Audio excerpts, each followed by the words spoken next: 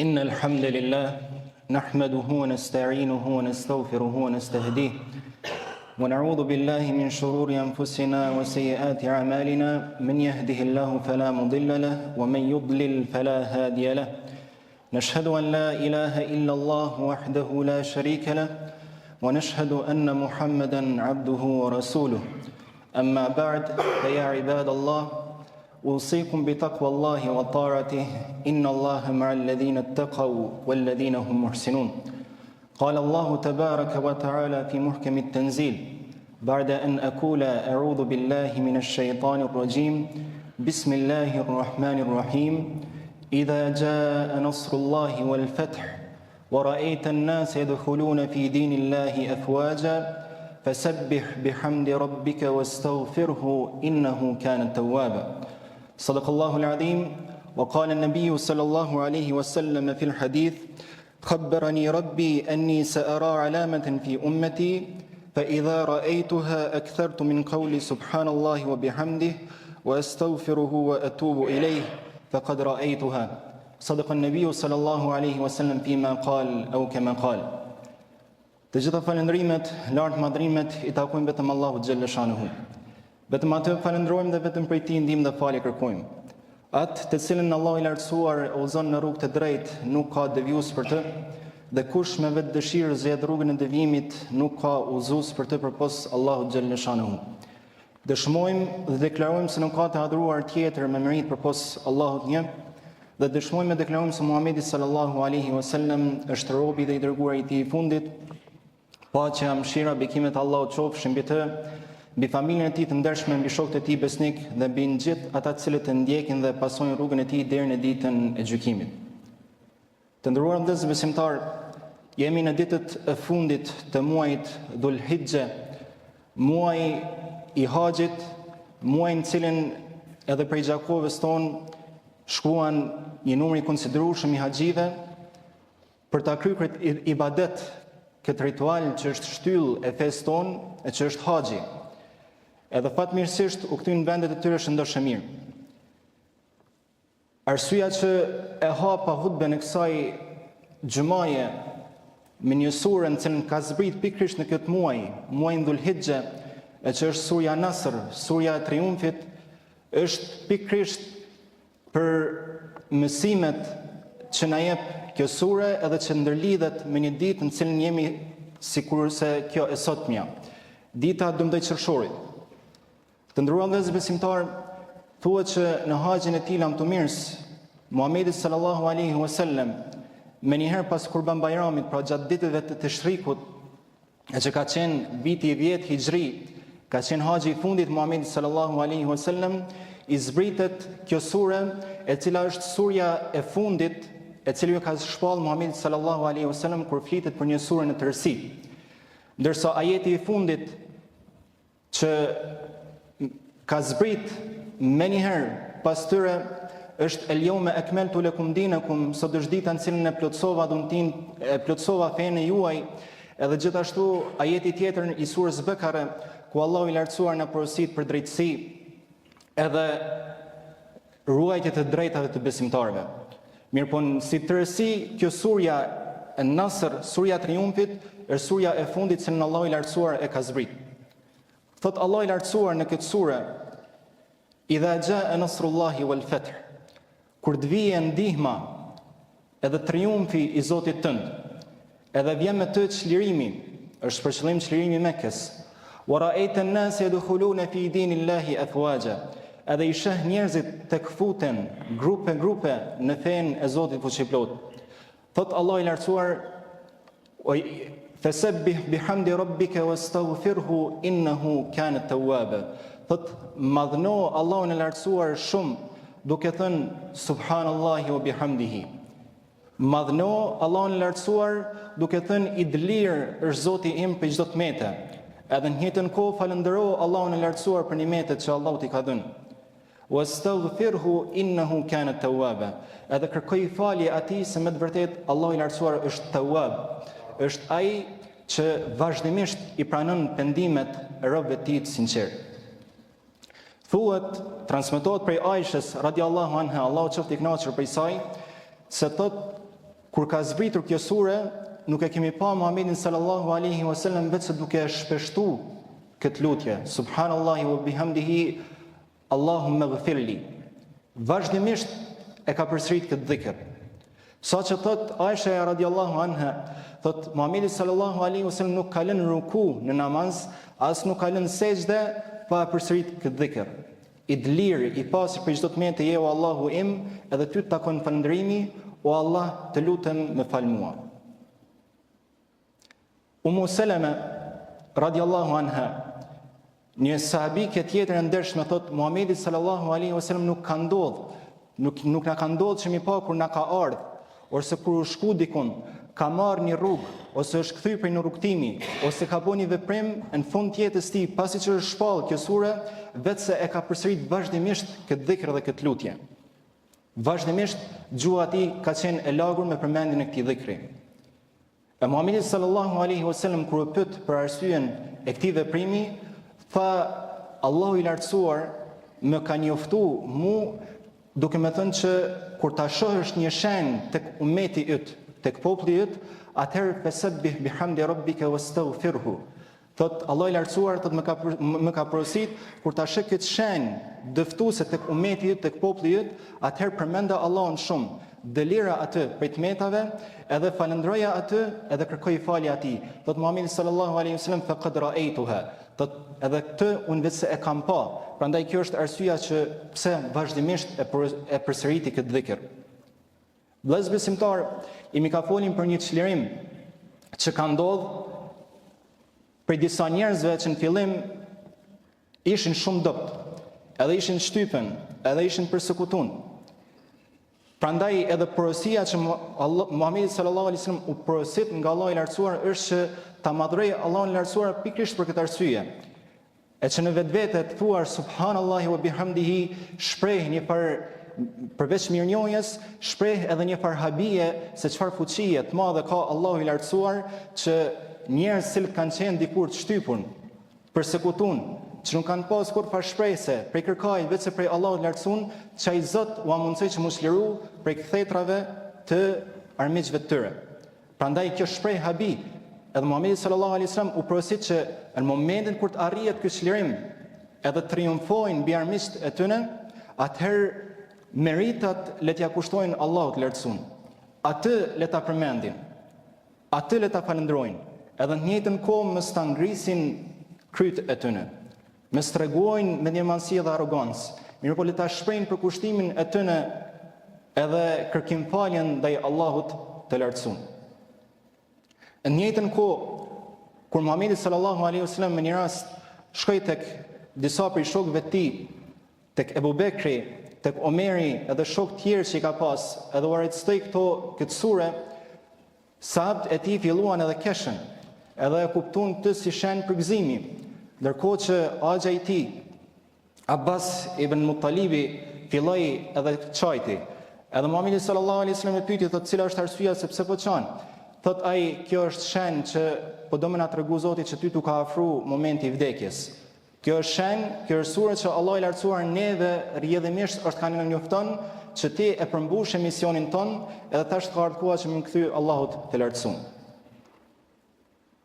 Vëllezër besimtar, e përmenda edhe thash që besimtari i vërtet në këtë sure gjen mësime të shumta. Gjen mësime të tilla që gjuha e tij vazhdimisht duhet të shpreh mirënjohje ndaj Allahut të lartësuar. Vazhdimisht duhet ta ketë parasysh përcjelljen, vrojtimin Allahut të lartësuar.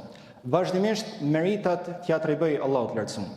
Edhe Muhamedi sallallahu alaihi wasallam kur u pyet, tha, unë nuk kam hyrë në xhenet me veprat e mia. Askush për juve nuk keni me hyrë në xhenet me veprat e juaja. Tha, ja Rasulullah, as ti, thot, as unë. Mirë po është mëshira e Allahut të lartësuar ajo e cila ka më mundsuar që me hyrë në xhenetin e tij. Nuk janë veprat tona, nuk janë kontributet tona ato që na sjellin mirësitë e Zotit fuqiplot. Mirë po ato janë thjesht shkaqe edhe sebepe. Është Allah i lartësuar ai i cili i cakton largimin e fatkeqësive edhe sjelljen e dobive edhe dhuntive të tij. Mirë po ne jemi të thirrën që mi marr ato sebepe edhe ato shkaqe. Prandaj Muhamedi sallallahu alaihi wasallam vazhdimisht i ka kërkuar falje Allahut të lartësuar. Nuk i ka marrë meritat me tonë që rash unë edhe ju sot e gëzoni mirësinë e tij. Mirë po bashkë përkundrazi, bashkë ma tepër ju ka përkushtu Allahu të lartësuar, saqë namazi i tij vazhdimisht ka qenë i mbushur me këtë dhikr, që e përmendëm edhe hapëm hutbën e kësaj xhamaje. Këmbët e tij ju kanë ajë prej ibadetit dhe prej adorimit. Vazhdimisht ma shumë e kanë pa Muhamedit sallallahu alaihi wasallam pas kësaj sureje që ju ka shpall, ma shumë e kanë pa Muhamedit sallallahu alaihi wasallam duke qajt prej frikës edhe respektin ndaj Allahut të lartësuar, se sa që e kanë pa duke qesh. Vëllezër besimtar, sot jemi ditën e 12 qershorit. Është ditë e çlirimit të vendit tonë. Edhe kjo është ajo që dashna mi bo lidhjen. Edhe na dikur jemi konë persekutun. Edhe jemi konë për atyne që ndoshta nuk kemi pa dritë kërka hiq.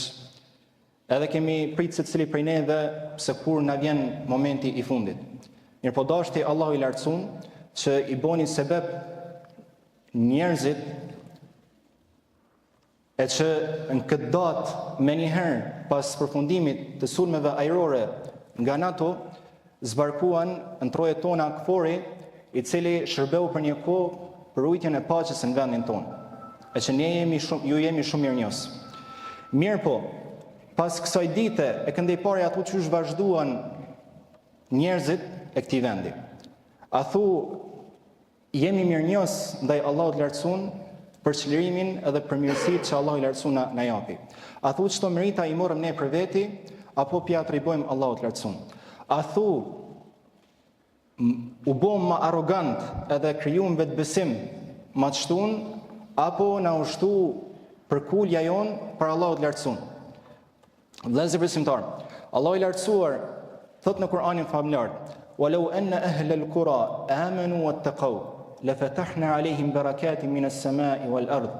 Thot sikur banorët aty në vendbanimeve ju atribuohet apo ju referohet aty në vendbanimeve të popujve të zhdukur më përpara. Popuj që Zoti i lartësuar i ka përmendur në Kur'anin famlar me cilësi të ndryshme. Dikuj Allah i lartësuar i ka jap fuqi, pushtet, ushtarak, dikuj i ka jap teknik, teknologji, avancuar në ndërtimin e ndërtesave saqë edhe shkëmbinjt i kanë dhënë dhe kanë kriju apo kanë ndërtuar vendbanimet tëne. E popuj të ndryshëm.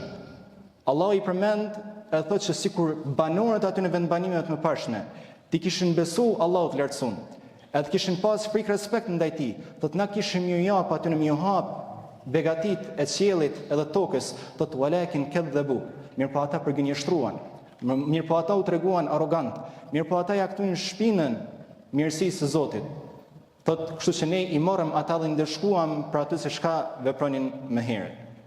Vëllezër besimtar, shumë prej të diturve e kanë përmendur më përpara dhe kanë thënë që njerëzit e fortë, të cilët kanë forcë morale, kanë forcë shpirtërore, janë ata të cilët kultivojnë disiplinë edhe krijojnë rrethana të mira dhe të favorshme edhe të begatshme për vendin e vet edhe për njerëzit përreth.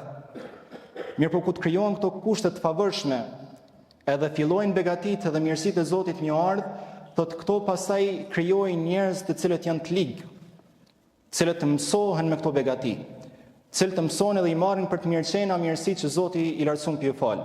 Kështu që fillojnë edhe ju shmangen përgjësive, edhe fillojnë edhe dobësohen moralisht, edhe shpirtërisht, edhe fillojnë mi ndjek mirësitë e jetës së kësaj bote.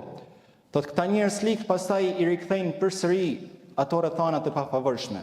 Përsëri i rikthejnë ato rrethanat e vështira.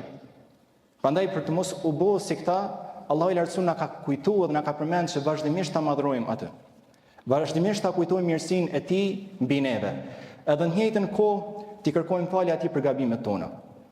Vëllezër besimtar, të thuar subhanallahi wa bihamdihi, ndoshta është një shprehje shumë e rëndom për neve. Një shprehje shumë e lehtë. Mirpo Muhamedi sallallahu alaihi wasallam ndër të tjera ka thënë, janë dy fjalë të cilat janë shumë të lehta për gjuhën. Janë shumë të rënda në anën tjetër thotë në peshojën e Zotit fuqiplot. Edhe ndërto ka përmend subhanallahi wa bihamdihi, subhanallahi al-azim. I ka përmend këto dyja. Subhanallahi wa bihamdihi, të nderuar vëllezër besimtar, është ushqimi i engjëjve që Zoti e ka caktuar për ta. Engjëjt e Zotit nuk hajnë ushqim, nuk hajnë edhe nuk pinë sikur se bëjmë ne. Mirë po ushqimi i tyre dhe forca e tyre është pikërisht kur i bëjnë Allahut lartësuar dhikr edhe përmendin atë me këtë formë të tasbihit. Subhanallahi wa bihamdihi është ajo që Allah i lartësuar e ka porositur Muhamedit sallallahu alaihi wasallam edhe Muhamedi sallallahu alaihi wasallam na ka porositur edhe neve. Në anën tjetër istighfari është apo kërkimfalja është ajo që gjithë profetët e Zotit i kanë porositur popujt e tyre që t'i kërkojnë falje Allahut lartësuar. Që Allah t'ju falë mëkatet e tyre në radhë të parë, mirë po që kjo i ka dhe dobitë e tjera, e që përmes istighfarit Allah i lartësuar ju falë njerëzve për begative të tokës edhe qiellit. Ju mundson me pas fëmijë më tepër, ju mundson me pas pasuri, begati edhe mirëqenie, edhe madje edhe fuqi në trupat e tyre. Prandaj le ta përmendim Allahun e lartësuar shumë. Në kohën e sotme, Ibn Khalduni, njëri prej dietarëve tanë të devotshëm, e përmend në një libër të quajtur El Muqaddime, cilën u sugjeroj që ta lexoni. Këtë libër e shkruan kur fillon për me shkru këtë temë tjetër që është histori.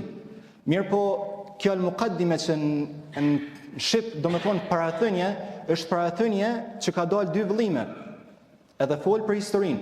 Mirëpo në këtë parathënje i hedh hapat e parë të sociologjisë, që pastaj ju çel derën edhe dietarëve të tjerë që të shkruajnë për parashkencë. Në këtë libër e përshkruan edhe thotë që edhe shoqëria të ndruar vëllezër besimtarë është sikurse një qenie organike. Ajo lind, forcohet, zhvillohet edhe vjen koha kur vdes. Edhe ka përmend 5 etapa atje që përmes mi marr kohën e juaj të shmushme, po mjaftona me 2 etapa kryesore. Fillon sikurse një krijesë e dobët që njerëzit e asaj fillohen, bashkohen edhe të gjithë janë për një edhe një është për gjithë. Kështu lind. Mirëpo kur ajo rritet, zhvillohet edhe fillon mi pas vetbesimin e saj, vjen një kohë kur fillon korrupsioni. Vjen një kohë kur fillon gangrena. Vjen një kohë kur fillon devijimi. Edhe pastaj pushtetarët e asaj shoqërie fillojnë edhe mendojnë për vete, edhe pasuninë që akumulojnë prej atij populli, fillojnë edhe shfrytëzojnë për mirëqenien e tyre personale, edhe zhvillojnë për gjëra që nuk i bëjnë dobi popullit. Edhe kjo thot është etapa kur fillon me përfundua dhe me vdek, domethënë ajo shoqëria pa i shtet. E lutim Allahun që plot që më na fal, më na përmirësu, më na vetdiesu, edhe më na mundësu mi kuptu që ashtu që jemi ne, ashtu janë edhe udhëheqësit tanë, dhe ashtu që janë udhëheqësit tanë jemi edhe ne. Vëllezër besimtarë, është shumë e lehtë që mi akuzu edhe më nalni drejtu gishtin se cili prej neve tek ata të cilët janë mbi neve, ata të cilët na udhëheqin. Mirë, por mos harroni se u përmend disa herë, edhe po përmendi prapë. Gjithmonë ndryshimi fillon prej neve. Njerëz si unë edhe ti, kur fillojmë edhe përmirësohemi, atëherë përmirëson edhe ata që i kemi mbi neve. Përndryshe, përderisa mendësia se cili prej neve është që përderisa nuk tu ka ofruar mundësia bën sabër e ku të ofrohet, mundohet që mi shfrytëzu në maksimum, atëherë kjo mendësi nuk prodhon vetëse një gjendje siç është kjo atilla në cilën jemi sot. Elusi Allahun që plot më na fal, më na vetdiesu dhe më na përmirësu. Ala inna ahsana al-kalam wa ablagha an-nizam kalamullah al-malik al-aziz al-alam kama qala Allah tabaraka wa ta'ala fi al-kalam wa idha quriya al-Qur'an fastami'u lahu wa ansitu la'allakum turhamun.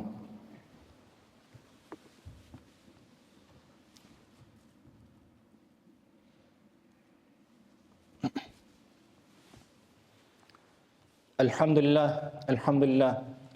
hamdan kamilin, wassalatu wassalamu ala ashrafil anbiya'i wal mursalin, nabiyina Muhammad wa ala alihi wa sahbihi ajma'in, ta'dhiman li nabiyhi wa takriman li sha'ni sharafi safihi faqala azza wa jalla min qa'ilin mukhbira wa amira, inna Allaha wa malaikatahu yusalluna ala an-nabi, ya ayyuhalladhina amanu sallu alayhi wa sallimu taslima. اللهم صل على محمد وعلى آل محمد كما صليت على إبراهيم وعلى آل إبراهيم إنك حميد مجيد. اللهم بارك على محمد وعلى آل محمد كما باركت على إبراهيم وعلى آل إبراهيم إنك حميد مجيد. إن الله يأمر بالعدل والإحسان وإيتاء ذي القربى وينهى عن الفحشاء والمنكر والبغي يعظكم لعلكم تذكرون وأقيموا الصلاة.